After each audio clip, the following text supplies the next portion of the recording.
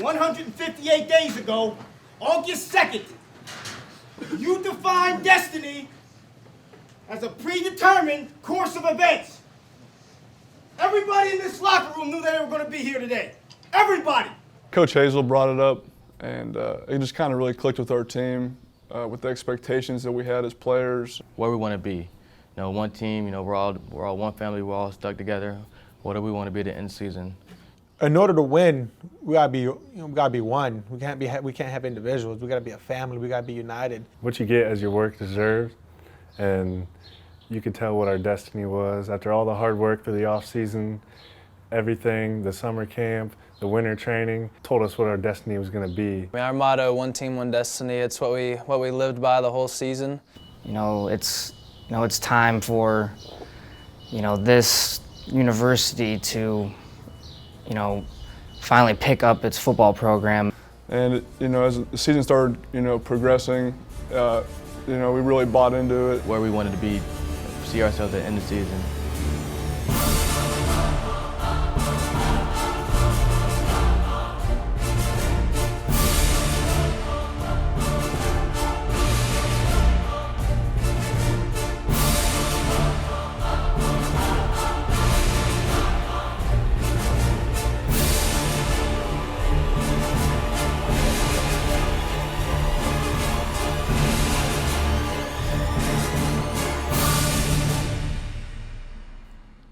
As they sat with a 1-6 record, more than halfway into head coach Darrell Hazel's rookie season, a funny thing happened to the 2011 Kent State Golden Flashes.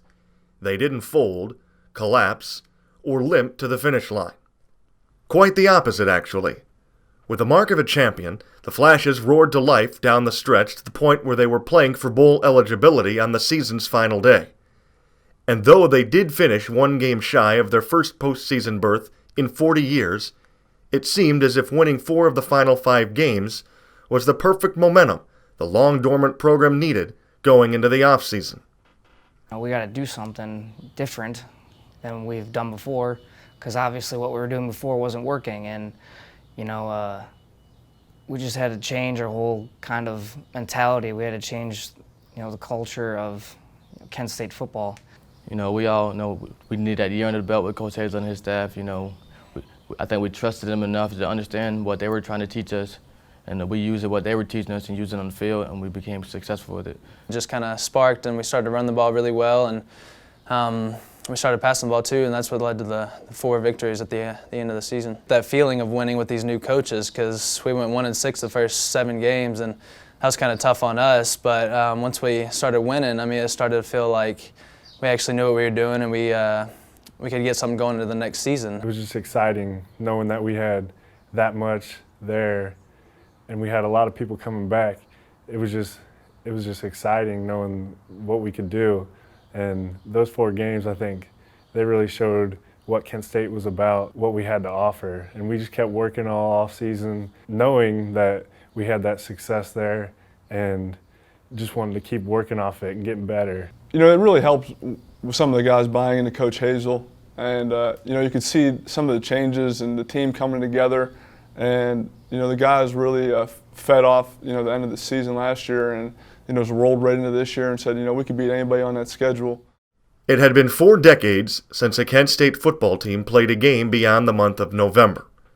Up until this point, destiny for KSU football meant inventing ways to lose rather than awaiting victories via divine providence. The calendar dictated the season was to start August 30th against Towson. The eventual success of Kent State in 2012 had its roots a couple of weeks prior. Head coach Darrell Hazel recognized 7 of the 12 scheduled games would be played outside Portage County. Armed with this knowledge, Hazel rallied his troops to a reconnaissance mission, a day's travel to and from a road practice site at Oberlin College.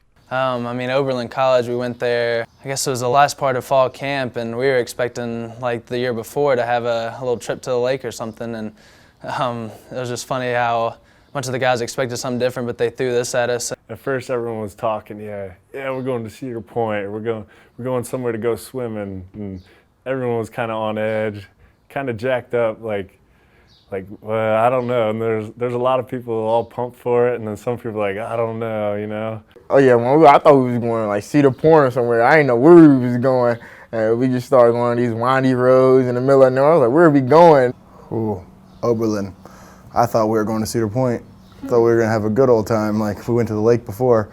Well, we just kind of showed up at Oberlin, had a 2-a-day practice. I think I was the one who started the Cedar Point rumors. And yeah, I ended up having to do like 200 push-ups for them because I was telling everyone if we end up not going to Cedar Point, I'll do 20 push-ups. So I think I made that deal with like 10 guys.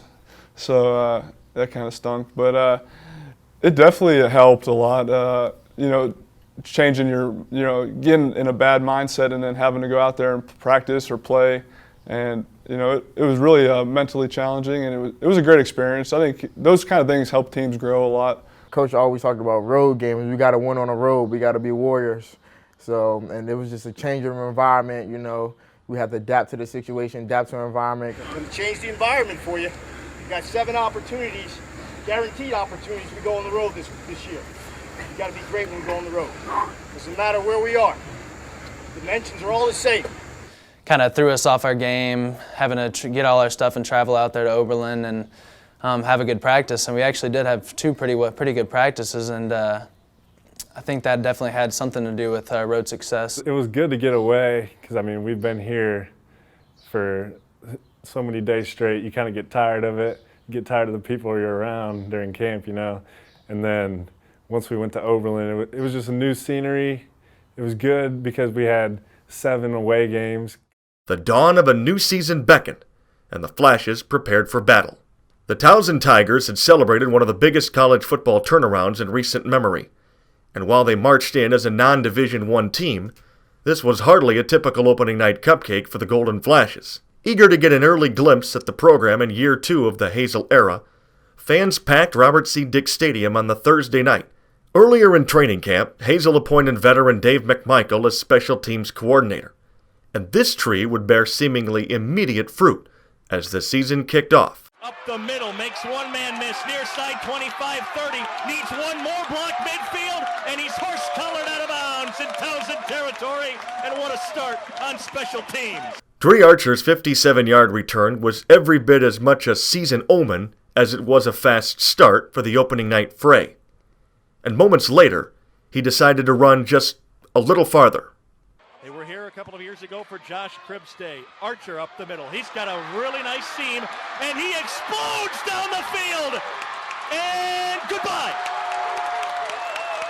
Touchdown, Flashes. How about that for momentum?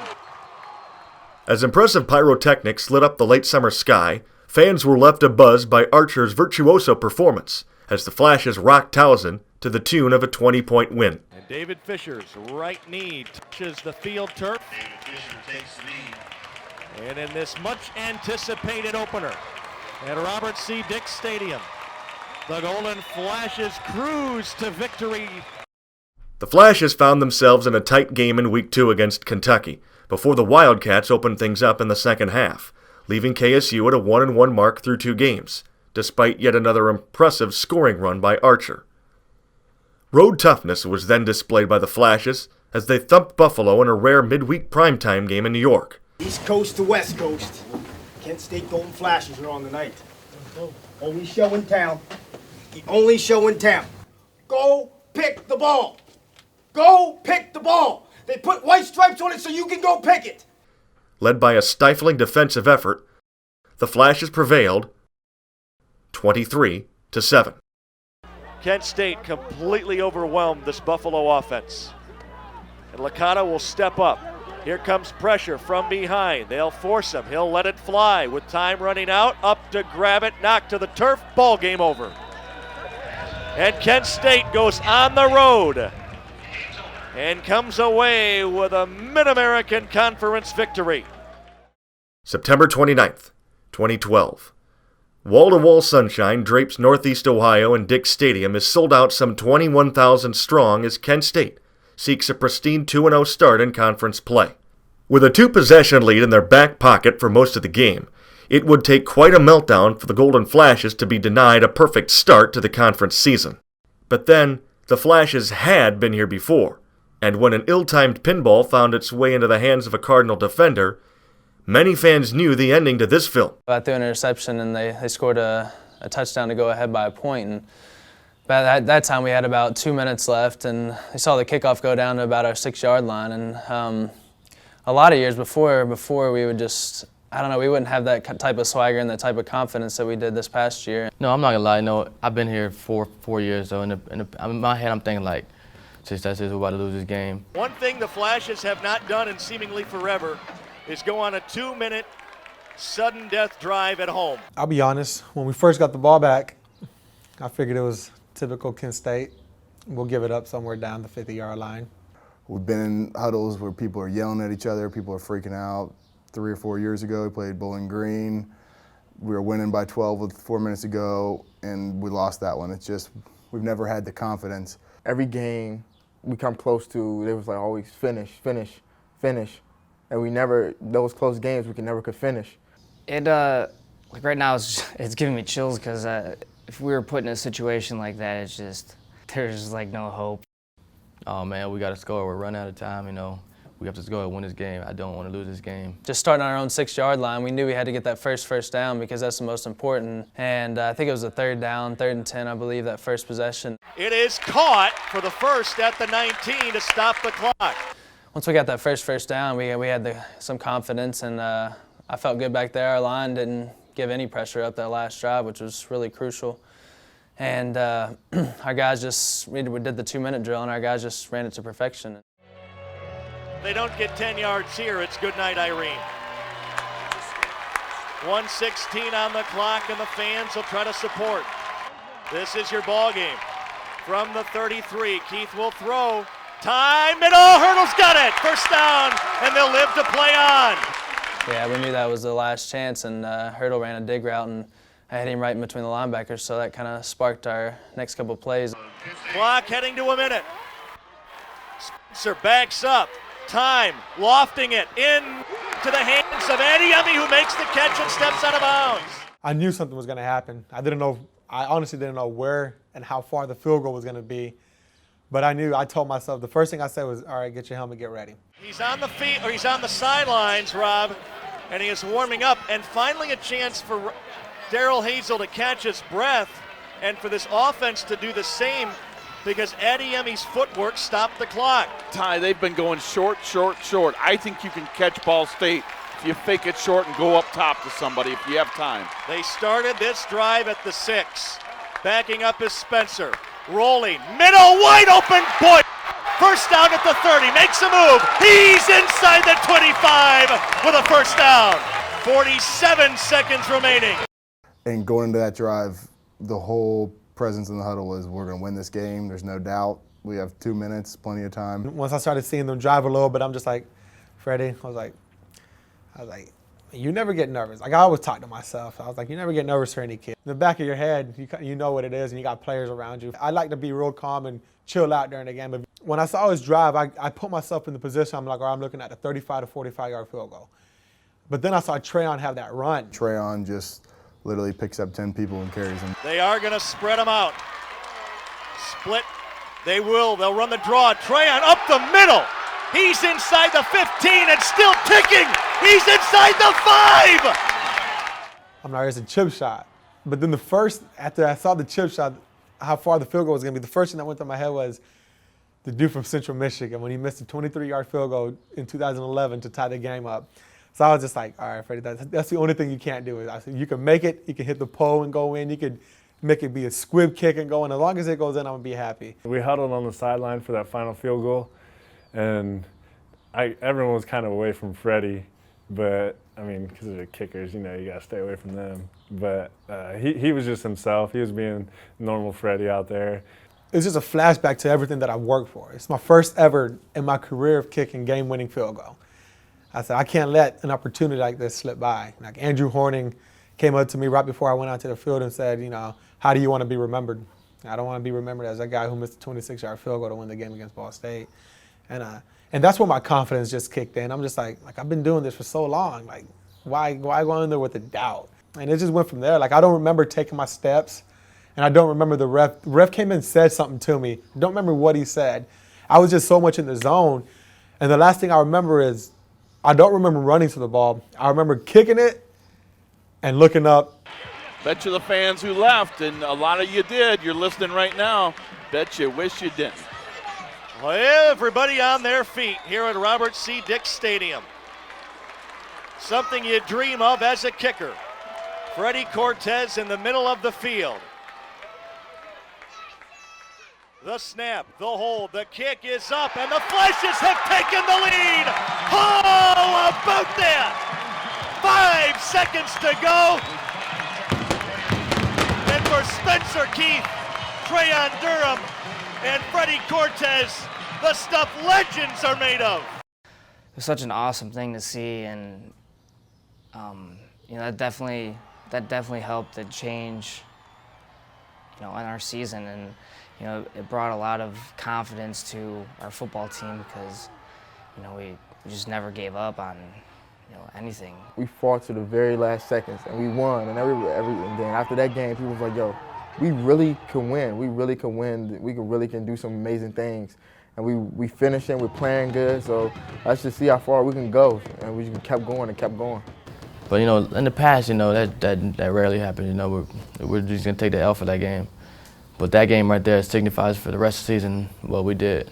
That brought us all together.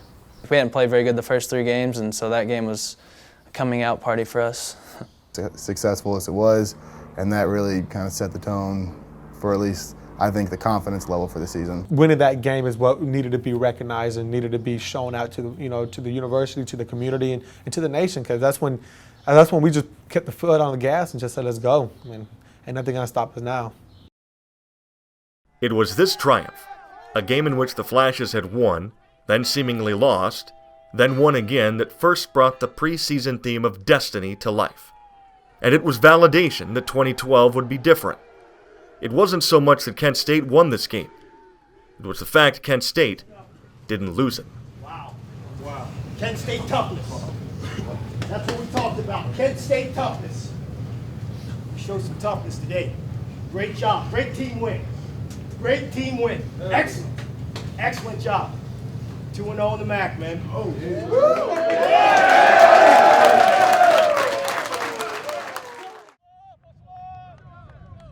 The next step in Kent State's journey of self-discovery took the Flashes to Ypsilanti, and 2 questions greeted them as they arrived. Could they continue to be a better road team? And could they win a game they were expected to? It's a snap, fades to throw from his end zone, throws high in the middle, and it's deflected and picked off. Alvin Tego with the interception off the deflection, and the Golden Flashes will have it. Turns, hands to Trayon, barely touched. He scores up the middle, and the Flashes have 30 points.